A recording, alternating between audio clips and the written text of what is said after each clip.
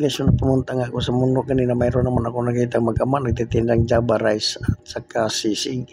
Ang kagandahan lang sa kanila guys, yung sisig nila may apoy sa ilalim yung kawali kaya mainit pa rin ang siniserve nila. Ang in-order ko ay isang Java rice at saka isang sisig kasi masarap yung sisig kainin pag mainit pa. Nilagyan ko lang siya ng kalamansi, tuyo, kunti. Ayos na, kumbati na yung 65 mo. Hindi ka natalo sa 65 mo, pwede rin mag-additional ka ng kanin, 10 piso Java rice. Okay na rin sa akin yun kasi hindi naman ako malakas kumain. Sisig 65 na guys. Dito lang po sa Moonwalk. Tapat na po siya na 11-11. Nakabilang po siya ng Case Bank. So ngayon guys, titikman na natin yung bisilir ni Kuya. Ang sarap pala guys.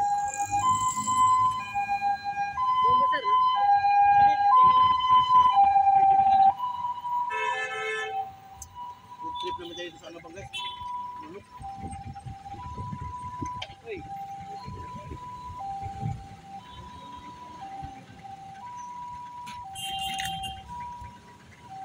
Lagyan natin ang sili guys.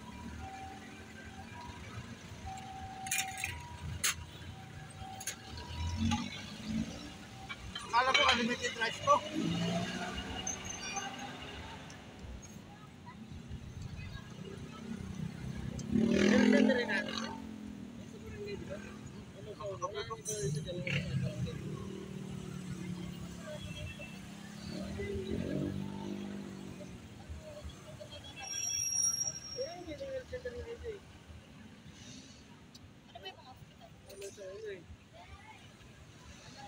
Tama yung lagi niya. Saka yung sisig niya. Yung tama lang. Saka yung mangan. Tama lang.